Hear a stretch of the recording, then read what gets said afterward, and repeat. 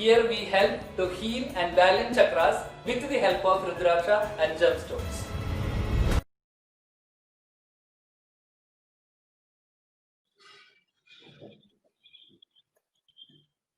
Hi hello నమస్కారం నేను మీ RJ Ranjani morning రాగా తెలుగు రేడియో అండ్ ఈ షోకి హోస్ట్ ని I hope you are having a great weekend ఇప్పుడిప్పుడే స్టార్ట్ అయింది.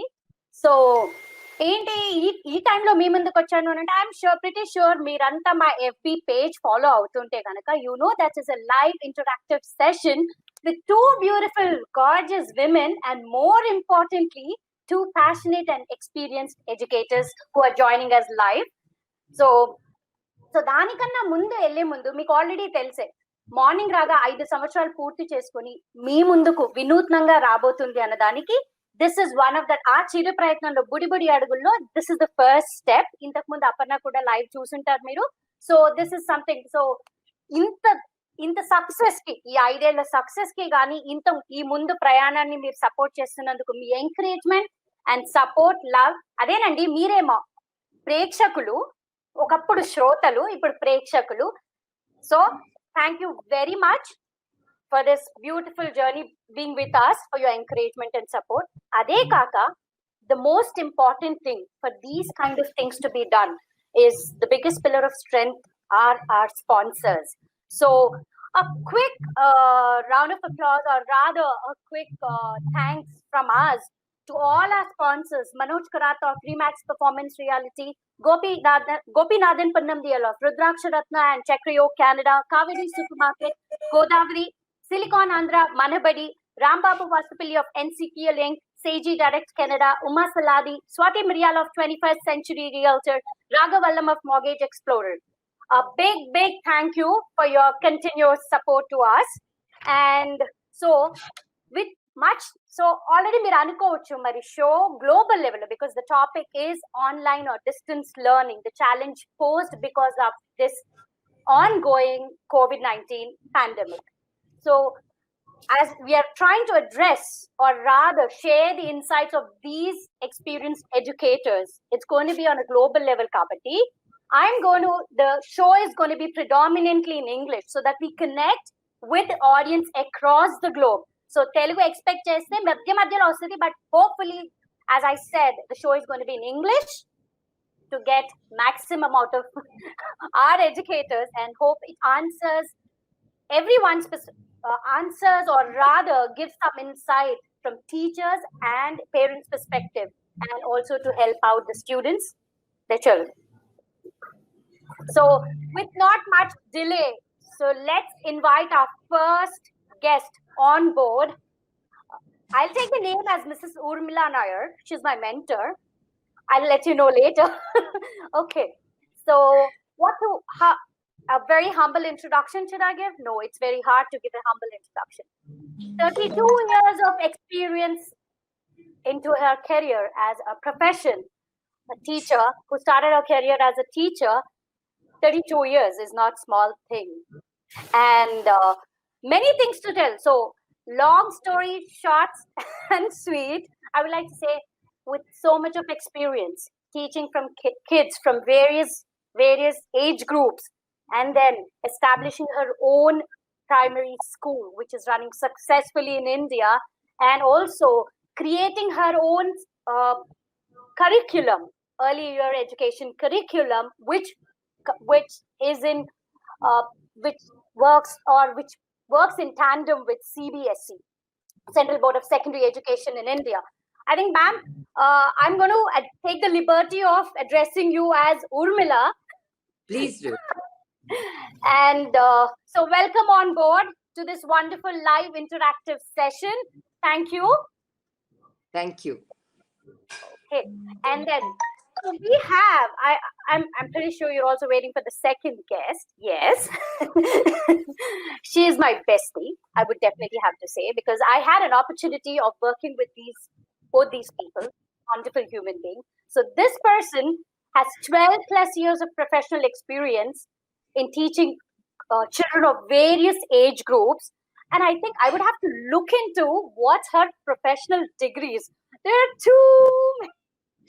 There are many, a BTech biotechnology graduate with diploma in pre-primary teacher training, Bachelor of Education Mathematics and Sciences, Masters in Mathematics, a principal of the Central Board of Secondary Education School, and a food blogger, a recipe inventor.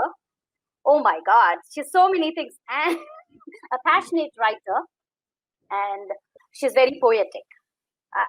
You should all go. Deepa, you should give us an access to your your wandering thoughts page, so we all get to see what exactly you are. So welcome Deepa, Mrs. Deepa Vijay Rangan, alias Deepa, on board. Thank you, Deepa. Thank you, Ranjani. Okay, so with no delay, let's start. I understand, as we've already set the stage, what we're going to discuss. It's going to be an interactive session with our audience posting their questions, and then we have our questions to be answered, or rather, as I said, you're going to share your insights, how it is affected. So I'm going to listen. More importantly, because I'm not a teacher, but then yes, from a parent's perspective, I'm going to get my answers also today, because it's been a challenge. So this ongoing COVID-19 pandemic has definitely created or has led us to this kind of learning, which we never thought of it. I would like to share something on this note. There was a fictitious story set up when I was in grade 6. The year does not correlate. It was 2034, where it talks about a little boy not going to school, doing everything at home. He just wakes up from his bed and moves into his classroom. No papers, no submission, and everything. It resonates so much. Yes, I think the technology has advanced so much that rather than in 2034, in 2020, because of this pandemic, we are in this situation. That is so coincidental. So let's start off with this pandemic. The very technology of teaching methodology or techniques has changed. How it has impacted children, impacted the education system across the globe, Urmila. Thank you, Ranjani, for your question. Yes, now when we speak about the pandemic, what actually has happened is overnight, it gave us absolutely no time, but overnight, we had to make sure that we got education going using technology. And the positive part of it is, as we all know, that change is what we all have to be geared up to. We have found that teachers got into the act right away, putting their heart and soul, getting technology savvy to ensure that their student got what they needed.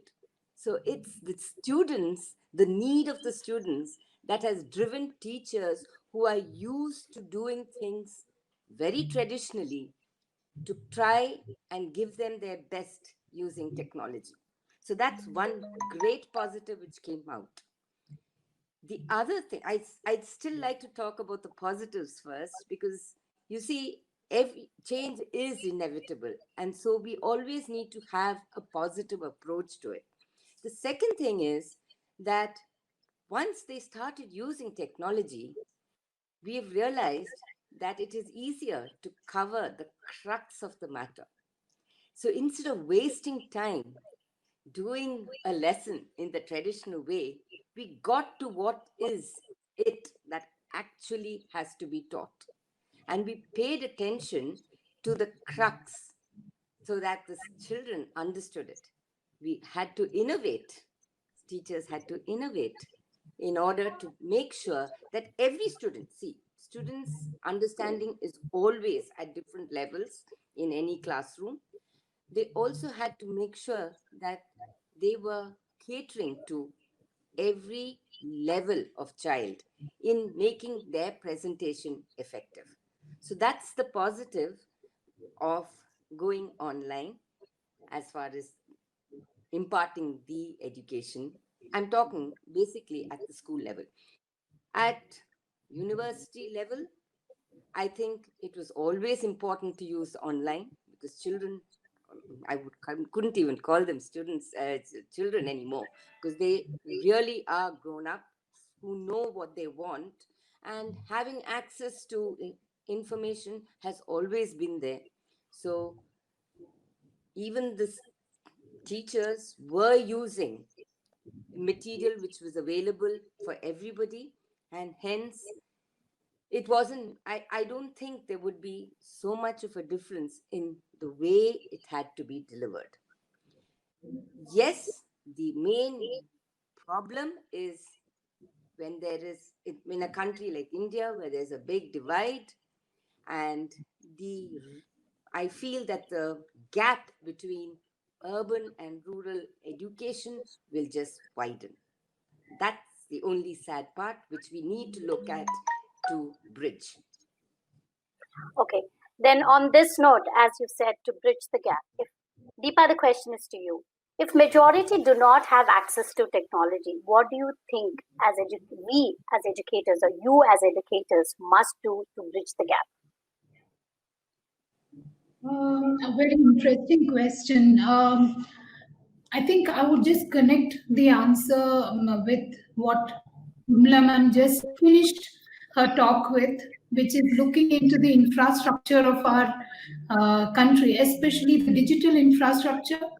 We will have to rework on the amount of digital infrastructure we could use to bridge the graph between the entire student community in terms of rural and the urban area, and probably reach out to as many students as possible, because when you are into an infrastructure model, you will not be able to give access to everybody. But when you are into digital model, you are able to reach out to a greater audience, to a greater community, to a greater student audience. So I think we all have to work as a country. We have to work in improving the digital infrastructure, and hence that will help in bridging the gap what we are facing as of now.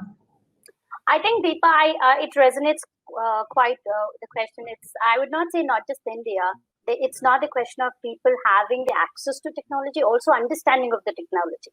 Here, I find it. See, we are connecting, trying to address it on the global level. There is a gap when it comes to understanding of the technology, even though they have the availability of technology. So that's also part of bridging the gap, right? So I believe it wasn't easy transformation or transition for you as educators, as ma'am Urmila said, from traditional method and to this digital method. I know it's not so easy. And okay, ma'am. So due to Urmila, due to pandemic, distance learning has to be a partnership between parent, child, and the teacher. How cooperative are these entities with each other? How far, as an educator, you think you have achieved your goal of imparting quality education? Okay, so this is again a couple of questions. So coming to the first, yes, parents, teachers, and students have always been, to have to work together. It is a partnership, whether it is distance education, whether it is digital education, whether it is regular teaching. Nothing happens unless all three work together. So it is an ongoing task, and it doesn't end in the school. I mean, dropping the child in school, we teach, and the child goes. So education, first of all, education is not just academics. Education is accepting and understanding in a broader sense. It has so many connotations based on the levels. For a small child, it would be socially adjusting, learning values, picking up, just doing their life skills, daily habits. At an older level, it's not just academics again, it's mingling, it's respect, how to give respect, how to get respect, how to, frame your character. It's a complete package. So it doesn't end unless all three work together. So that's why we have all kinds of children, depending on how well these three people blend together. So all of them have a huge impact. So I don't think the pandemic is going to be the reason for these three people not working together. So that's the first question. The second question that you had was, how is it impacted? Yes, if the child has to work in this pandemic section, they need the parents to be part at every level, either to help them with the technology. If they're very young, the parent has to be with them, because while we are giving them, there will be a lot of activities that have to be done, which were done in school earlier, now gets done with the parents' help. If they're slightly older, they have to ensure that they give them a environment which is conducive for learning to happen. So there has to be some silence. So that means this has to be a lot of discipline in the house, which is a lot of, restrictions for the parents who are staying in the house. They're so used to having the children go away and they can do their work at their time, in their convenience, which may not be possible now because the children are trying to study. So that's the kind of support that parents need to give for older children. So that's the kind of support that is coming up due to digitalization of their education. And the third question that you've asked is, how has it impacted? Is that Or it? how you Yes, achieved Ranjini? your goal? Yeah, achieved your goal Okay. of impacting. My goal of impacting. Well, it's, Imparting I think, very quality early, education. very early to say how we have. First of all, goals have changed overnight.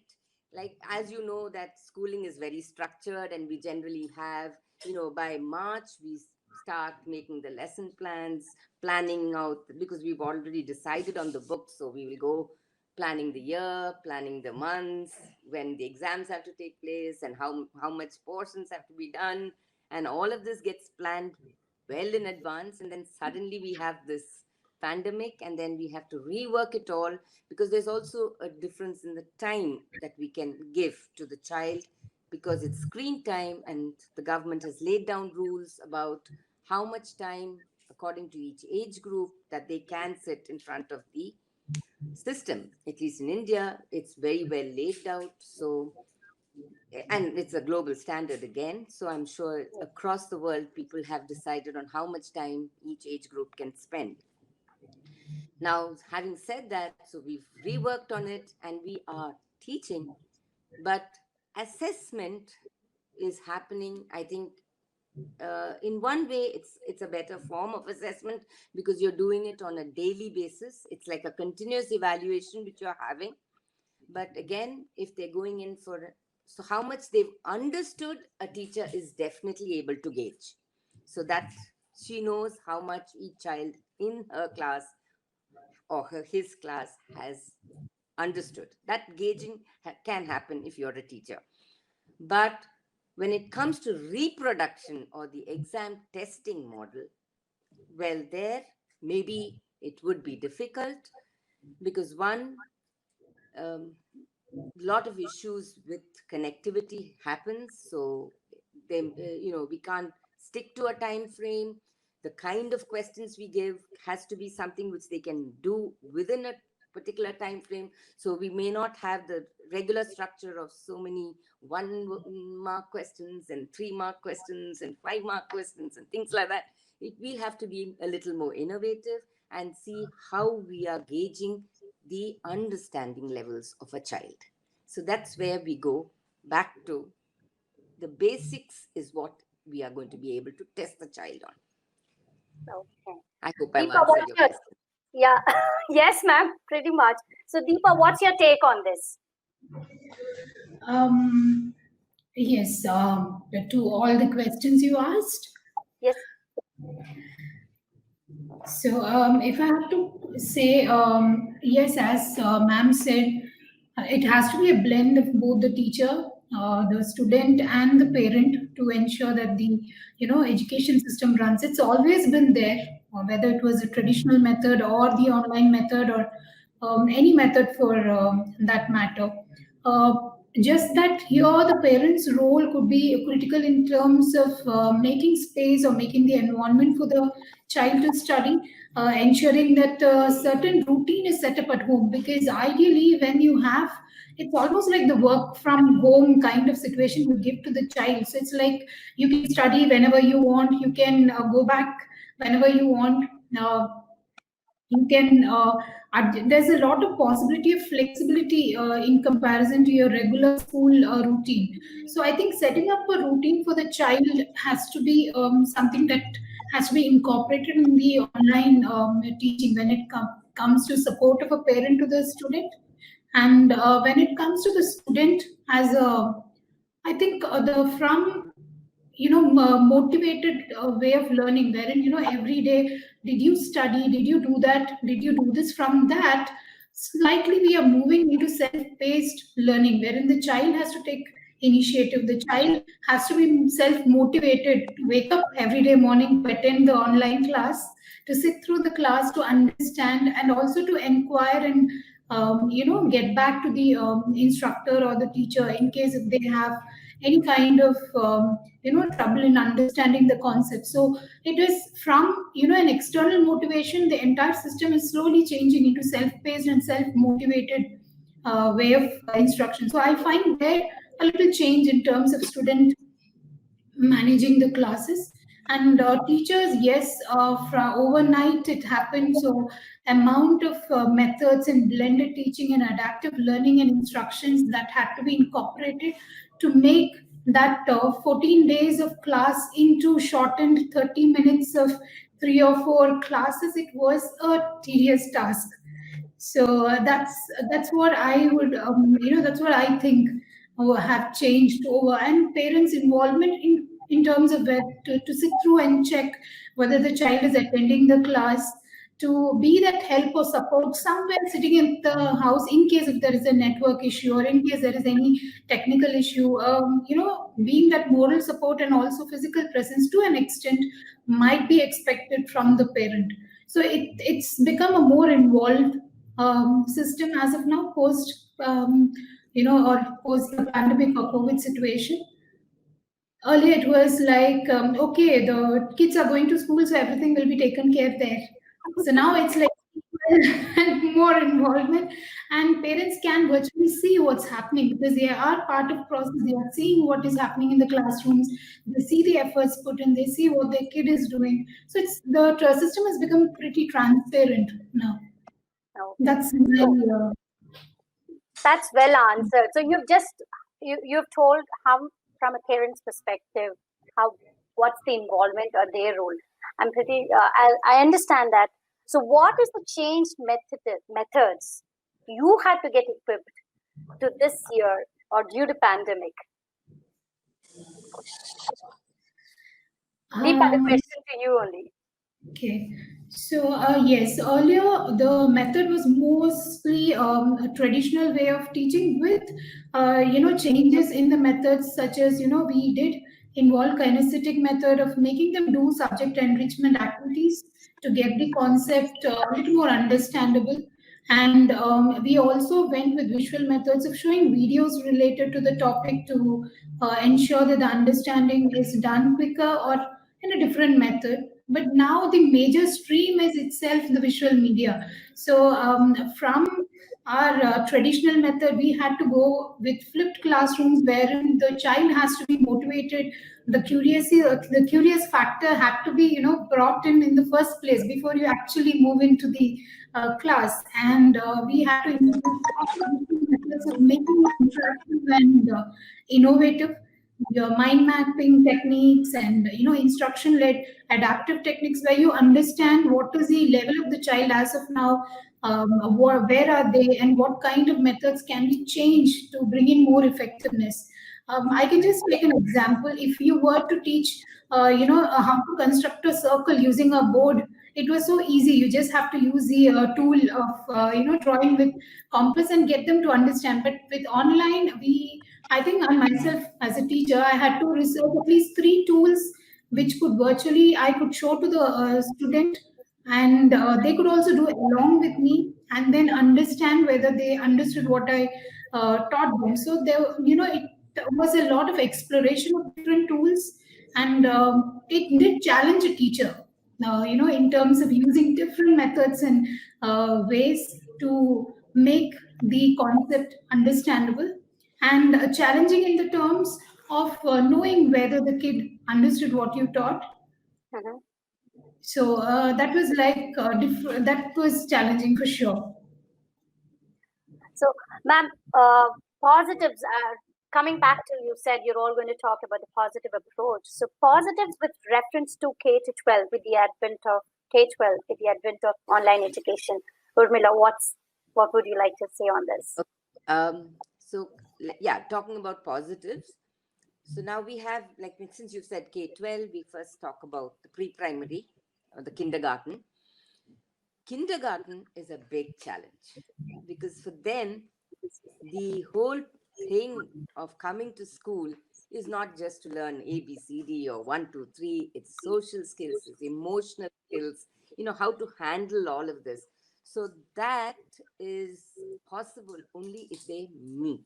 And that was something that they could not do. Getting them to wean away from their parents, come to school, accept the teacher as their parent, accept other children as friends, and not just compete for time and attention, but to learn to do things together. This is, along with developing of whatever fine motor skills, kinesthetic skills, whatever, uh, all of that. So that is a big challenge. So the little ones, we've had to have a lot of activities even on this. So in that 40 minutes, we would move from one section to a next section to a third section of activities. So supposing you're teaching them to write A, yes, you have tools that you can use to write A. You can have videos showing them that, and you can, but to hold their attention would be difficult. So once you show that, immediately probably you had to have an activity and where you were, say, supposing you were singing out something with A or telling them a story with A, with all, and then you had to involve each child to contribute to that story. So it was very, very challenging for teachers to move into that mode and not be conscious of their parents, because in this category, parents had to be right beside the child. So parents also had to learn, or rather, we would have to teach them, the teachers would have to teach them not to focus too much on their child and just let learning happen. Because everybody would think, okay, my child has to answer, so they would try to prompt them, and hence the teacher will not be able to assess whether the child has learned from her or not, because the parents' help was definitely prominent. So this is a very, very, very challenging section to teach. But yes, again, like I said, positives is teachers kept coming up with activities which included doing it with their hands, to, like, they were asked to pick up. So they would have to plan what the child had to bring onto the table before the class started, so that they would have it all ready and the child could promptly show it to them, to involving the child by getting them to interact, moving from numbers to alphabets and back to numbers, to do and physical activity. So all of that happens in the 40-minute period. So that was the positive of it. Coming to the primary section, I think we had to relook at every subject and see what was it that had to be understood in each category. Supposing it was maths, was it numerals or the numeracy, or was it addition or subtraction? So what is it that had to be taught? So you came down to the crux, and how did they have to understand? So you were working backwards rather than going as per the flow of the lesson. So you went to, again, activity based, to doing this problem. So it had to be, like I said, the teacher had to be very clear about the learning outcomes that he or she wanted the child to pick up. So if she was clear, that's how she was able to deliver, he or she was able to deliver.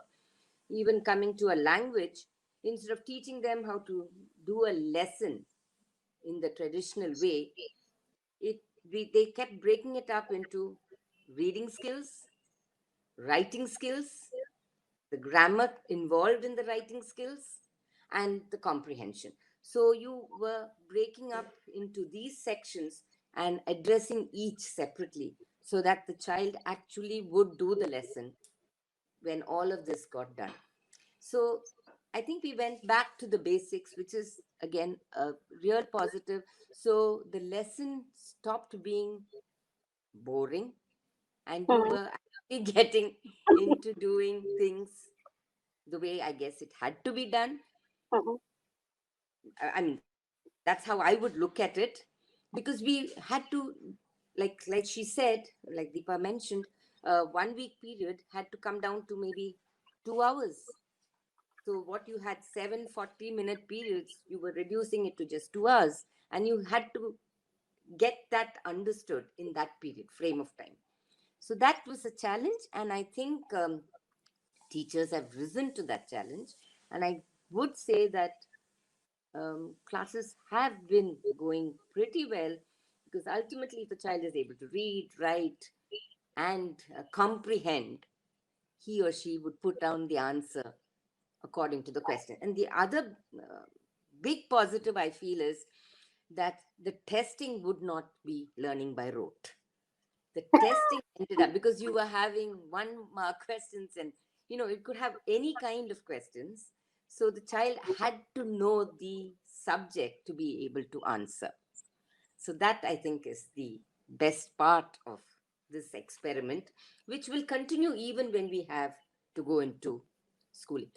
For higher classes, yes, the challenge is that they don't mute, unmute, remove the video, and do what they want. So the teacher had to make sure that her class is interesting.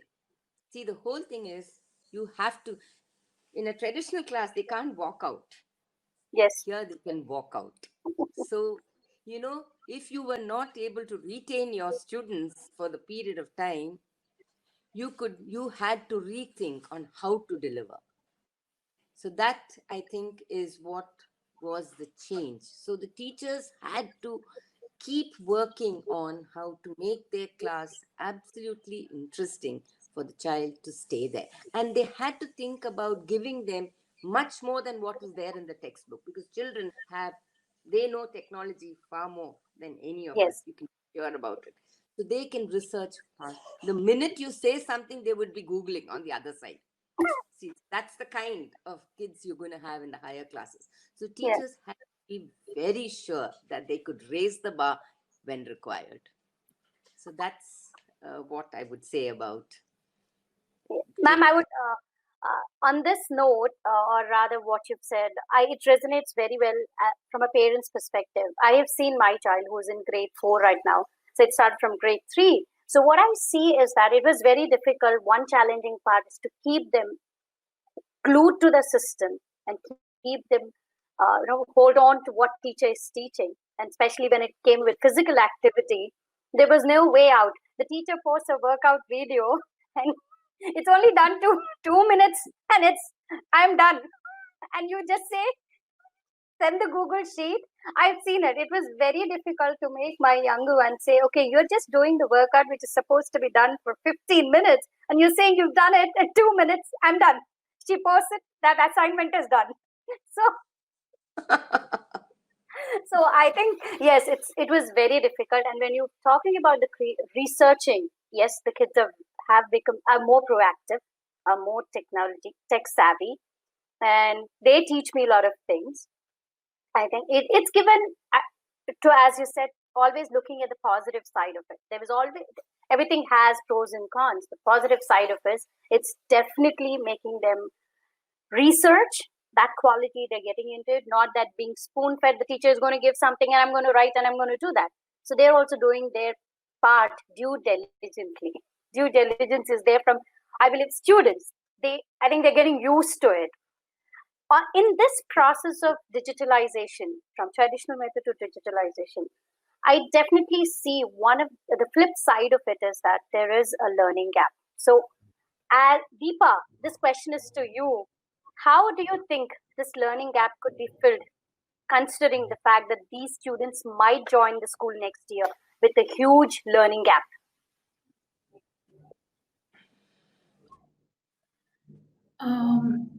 What I think is there's a lot of you do have the online curriculum available across different boards, across different grades. So a kind of research or search on what is the curriculum required for your child, or which board you are making your child study. A little bit of research might help in terms of getting the information required to start initiating something called space learning, or I would call it homeschooling. So that's a brilliant method of doing, home based schooling, wherein you can have the studies initiated at its own pace, at its own, individualistic method of learning and teaching process. So that way, there could be some, gap which could be, bridged when you do. It's almost like, yeah, I missed my 2 days of attendance in school. When I don't go, what do I do? I try to cover up by, learning it by myself, or I try to, do some kind of research to ensure that I understand what I missed. So it's self-motivated learning that we are looking at. And at the same time, if it's on a continuous platform, or if it's a universal platform that we are talking about, then I think moving forward, it's all going to be skill-based education system, skill-based structured study. So it's a good thing to think back on what is your skill set that you're good at, what can you hone during this time, and how does it help me move forward. For example, I had students who didn't know what is a PDF file, who didn't know what is a Word file, who didn't know how to mail someone. But this time, because we were also talking about the positives, they just learned how to create websites. We had coding classes, and they were attending classes where they could teach their fellow colleagues and their fellow students in terms of how to create mail addresses, how to send PDF files, how to convert from Word to PDF. So I think it's all about the interest that you have towards learning. If you have the curiosity factor of I need to know more, I think it just makes you learn. That's my take. So the gap that we are talking about could be the physical regular classes gap, but I don't think that is there in the minds. It's always, if you're a learner, you will find a way to keep learning yourself. I don't think you need a physical set to learn. That's my take. Okay. So if that's the case, then across the globe, do you want the school boards? I'm talking about at a global level, across the globe. Do you think they should nullify this academic year if it will benefit students globally? Deepa? Nullifying the year, there are like two pros and cons to it. After nullifying, what is the next thing that you're going to do? Like, if I nullify this year, what happens to me when I join next year? Am I going to am I going to be considered as the next level, or am I going to resume in the same level? So if that clarity is given, I think we can take a step towards nullifying. Suppose I'm a grade 9 student, and if this year is nullified, am I going to grade 10th next year, or am I going to continue doing grade 9th? That's the biggest question that we have towards nullifying a year. So if that could be resolved or answered, probably I think nullifying might have its answer by itself. Urmila, I want your take on this. If they nullify this academic year globally, what will students benefit? So I need to go back to your previous question first, what you had asked Deepa. Yes. Now, what can we do? So she has spoken about a personal level, personal, not her personal, but as a student, Yeah. their interest and how it. But as institution, because you said that they would be coming back to school. That's right. So all institutions too would need to do something. So we would have to do a bridge course, because there are huge sections who do not have access to the information that Deepa is talking about, whether it is digitalized or books or even the curriculum. They don't even understand the body creating the curriculum. So then, as an institution, it is the government as well as each individual institutions that's called schools, which are going to have these children come in, will have to do a bridge course for sure. So now, then, supposing the child was in grade 3 and has moved to grade 4, then they would have to do what is the basics of grade 3 in, say, 3 months, 4 months, and then move on to what is grade 4 level. Without that, it's just not possible to go forward. Yes, I'm sure there will be many kids who would already know it, but then that's where you ask them to help each other and move forward. Then, coming to the question of nullifying, this is a question that's asked every year, to be very frank. So if a child is not up to the mark, you are wondering whether you should promote the child or demote the child or leave the child in the same class. So this happens. So we have promotions, we have conditional promotions, and so on. So it's the same thing. So once you do, but you have to learn to be a little lenient in your decision, because it was due to a pandemic and not because a particular child was not able to cope.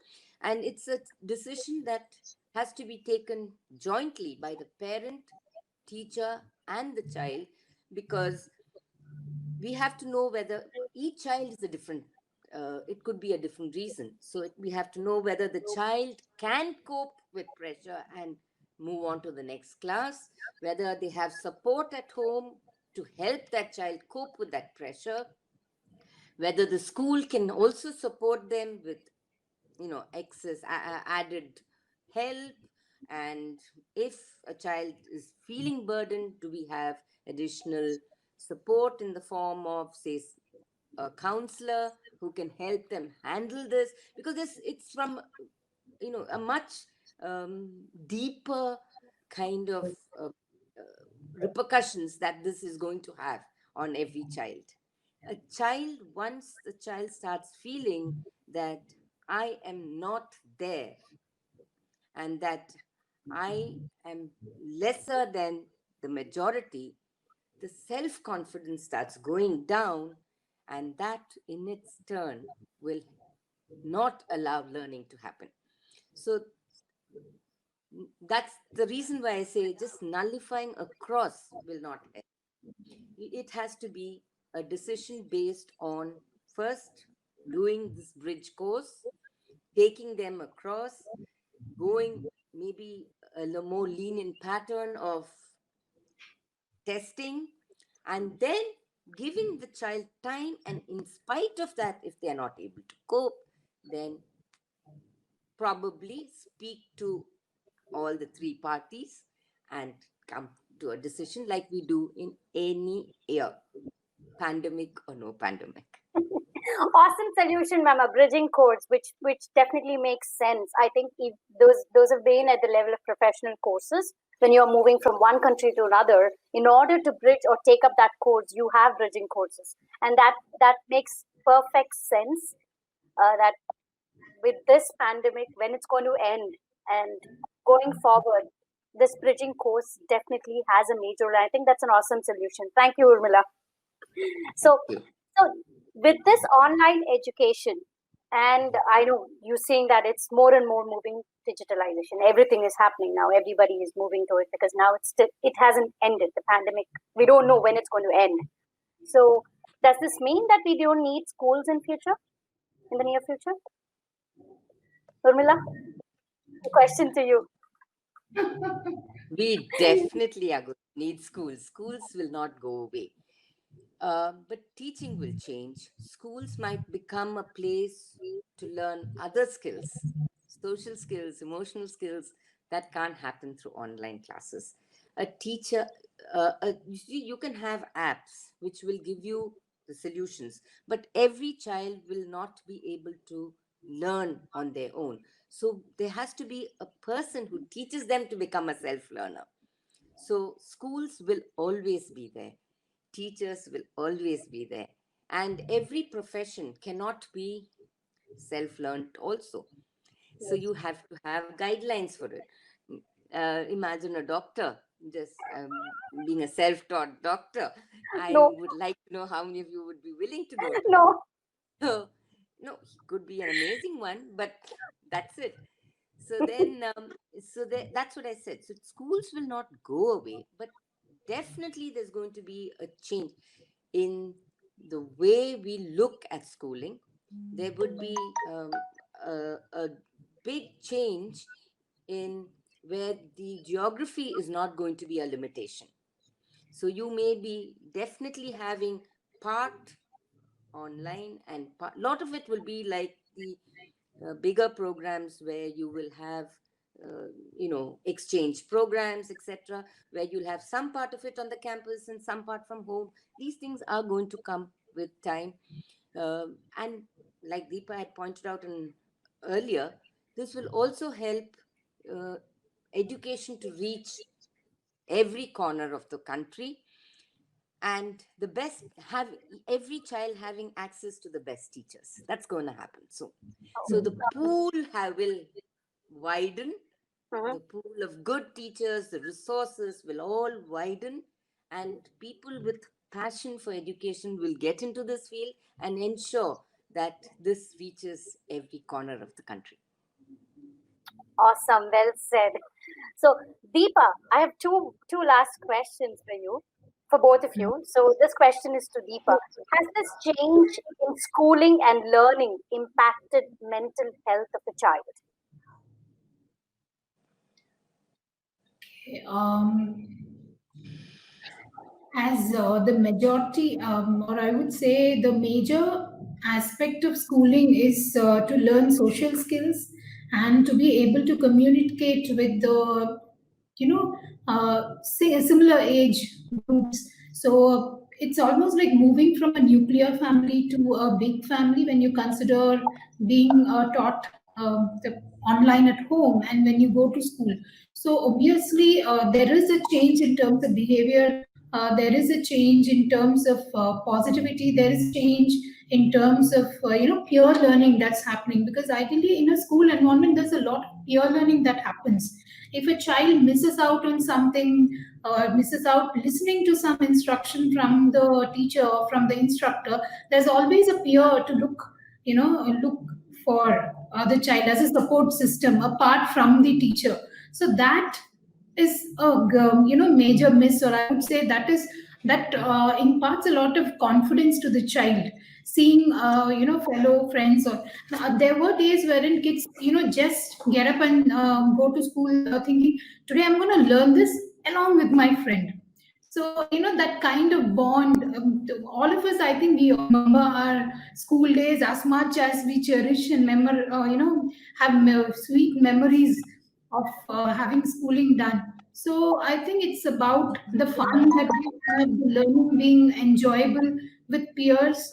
That impacts a lot, for sure.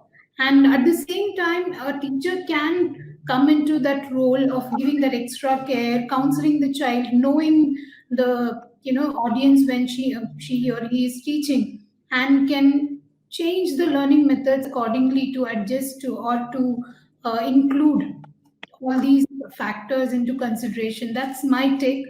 However, I think it's always better to learn at school along with your friends, in comparison to online teaching, for sure. Ma'am, Urmila, the last question to you. What are the takeaways of this for parents, teachers, school managements, and students across the globe? The first and most important takeaway is never take anything for granted. Okay. change is inevitable, and we have to change, at that very moment. We cannot postpone things. So that's the main takeaway. So a person who is ready to change and innovate are the ones who will be able to go forward. If you're going to sit there and say, how is it going to happen? Then you will only end up sitting there. So for parents, again, they were so infrastructure driven. Schools with infrastructure was what they Yes. would all want their children to go to. So that is now an eye-opener, and they realize infrastructure doesn't matter for learning to happen. So that's another change in the perception of a parent. As for children only wanted to have interaction with friends.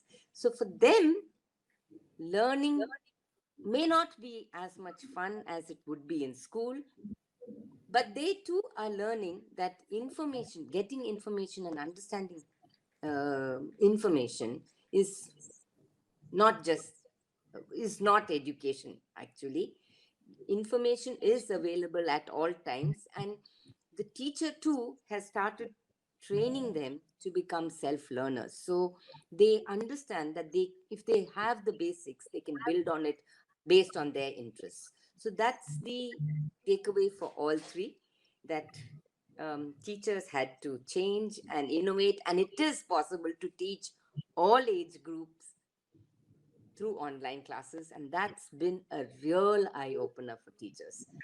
So I guess the challenge has been accepted by them, and happily.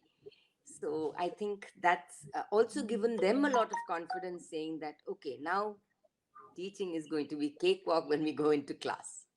True. I think, ma'am, the positive outcome of this COVID-19 challenge is that, to sum it up from what I have, from your insights, what you've shared from Deepa and Urmila, to sum it up, the positive outcome is it's making the child more, self-motivated, independent, a True. thinker, and giving them, creating that, urge for researching. That's one thing. Exploring your possibilities, challenges, something new happening every day is definitely leading you to something new and exciting for any person, be it the parent, teacher, or the student. I think that makes our talk show, to sum it up, I think that's the wonderful thing I have understood, or it's quite crystal clear for me as a parent and as a learner. I hope you also agree with me. So that there are a lot of takeaways as a parent. So it was great. I believe let's wrap it up for the day, for today, our show. And thank you for your great insights. And so I think, there's a lot to discuss, but then as I said, to make it short and sweet, this has given everyone, hopefully our audience, our listeners who streamed in, a perfect understanding how a challenge can be looked at as an opportunity for newer possibilities. Thank you.